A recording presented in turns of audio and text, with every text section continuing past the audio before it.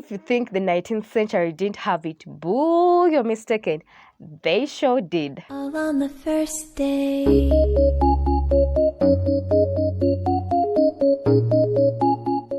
Hey guys, welcome to my YouTube channel. It's your girl RB, and that stands for Rose Basuma. And today, as you've seen in the title, I'm giving you an honest review on #2 Netflix series, Bridgerton. So I binge watched this series. It only has one season so far, in like I think 2 days or 1 day and a half. Like I overwatched them. I like watching at night. So like from midnight to morning, I was watching this. I took 2 days to finish it.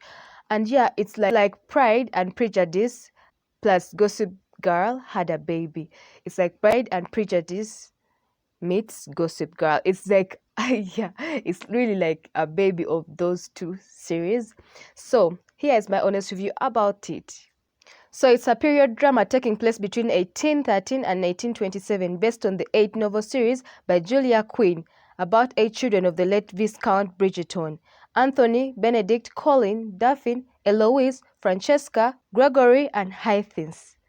Of course, Daphne being the eldest daughter, as known as there was that courting season in the 1800s, in the 19th century, so where a girl would come out and she's like, yeah, I'm ready to be courted, I'm ready to be married, and to like a big grand affair and all that. So Daphne, being the eldest, had to take part in the courting season. And here we're going to see her struggles and small successes. So without further ado, let me go into where the Gossip Girl part comes in from. Like any other place, 21st century, 20th century, 19th century, we all know what it is.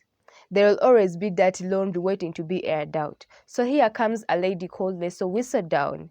So she writes in a newsletter and she's just spreading gossip and, even secret things that people do not know about. She actually knows and she's always publishing it. So, of course, everything she writes, she uncovers the juicy details of the courting season. And it's like gossip. And remember, actually, let me tell you something that I loved so much. The person behind the voice of Lady Whistledown is Julia Andrews. If you remember her, she's Maria in Sound of Music. Those guys watch Sound of Music. I'm sure a lot of you guys did. So yeah, she's Maria. She was in Sound of Music. I was so happy to know that she was the one doing the voiceover. I was like, yay! Alice is like one person I know in the series, even though I like the series a lot. So if Lady Whistledown says you're hiding a scandal, trust me, your courting season is done. Done. So that's where Lady Daphne and the Duke of Hastings took it upon themselves that put on a facade, because she writes what she says. I'm not going to go further into that. I'm just going to go down into a different thing. It's super honey. So if you think the 19th century didn't have it, boo, you're mistaken. They sure did. On a scale of 0 to 10, how much is Bridgerton essentially a blown erotica wrapped in a period piece? Well, I would say probably 6.5, because of course you're going to see some butts, a pair of boobs here and there, but the exposure, the nudity is not that much like porn, no, but it's you're going to see some butts, you're going to see some boobs, you're going to see some vertical sex, whatever. Yeah, graphic adjacent sex scenes are there. I'm telling you the truth. So I won't go any further than that. I'm just giving you a little taste of what's in there so that I don't spoil it for you, but I can just tell you what to expect so that whether you decide whether to watch it or not. So I want to say something. This is probably one you shouldn't watch with your children or your parents. And most probably it's good to watch when people are napping, like when you just have that freedom, not like someone's going to walk in on you, someone's going to disturb you. Just need to concentrate and also enjoy. You know what I'm saying? So yeah, probably everyone in the house should be taking a nap. Another thing I liked about it, even though it's from the 19th century, it's bright, it's grand, and you can easily follow it. It's not like so hard that you need rocket science. It's very easy to follow. So that's also part of why I like it. So there is also diversity in the cast. Apparently, racism ended when King George fell in love with a black woman. So when you look at the cast in Bridgerton, regardless of if it was from the 19th century, all complexions are in there. And like, yeah, as a black woman, I really actually really enjoy that, and not just them being there occupying characters that are just, but they got some of the main roles in this series. So yeah, it's a diversity. The diversity in the cast is characters is the best. So Bridgerton combines escapism while at the same time almost feeling contemporary at the same time. So I would say the season feels complete. Everything seems to be where it's supposed to be. I don't know what they're going to do with season 2 if it's to come out, because it didn't leave me wanting. Like I wanted, I'm still enjoying, but still I didn't feel like, why did it end like that? No, I just liked how it ended, because I was like, yeah, I'm satisfied with how it ended anyway.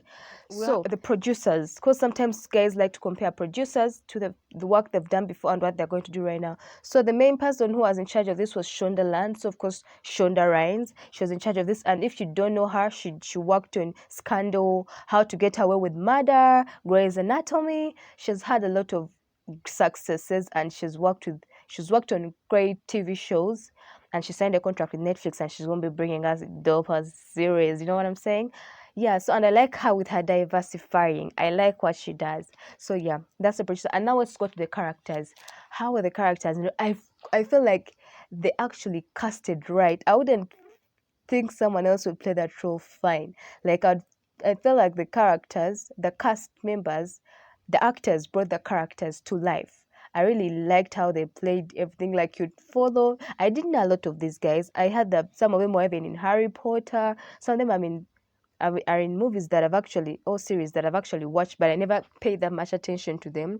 Actually, the only person that was familiar to me the first time I read about this was Julia Andrews, of course, Maria.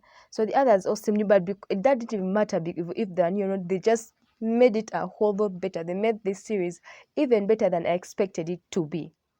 And another thing is when you look at the script and the words, they just, there's reading a script and it looks nice on paper, but bringing it to live on TV just doesn't work out. But the way the script worked on the screen was just magnifique. I liked it. I liked how they made it all work. So I would actually say that, to me, I'd recommend you to watch this, just not with your parents or your children, maybe your pals, maybe alone. I wouldn't mind. That would also be just fine. But this is a must watch. If you haven't watched it, you better watch it, because oh my goodness, the things that makes you want to be like, I have to do something else, but I don't want to leave. I want to watch. Like, I think someone, if they have time, could watch this like in one go, because it's that interesting up to the last episode. So if you watched this series, please tell me how you liked it. Did you like it or not? If you did, please tell me in the comment section. If you didn't, tell me why in the comment section below. But as for me, I enjoyed it, but that's my view, my review. You can talk about it.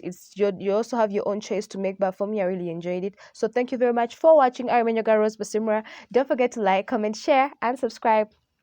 Bye.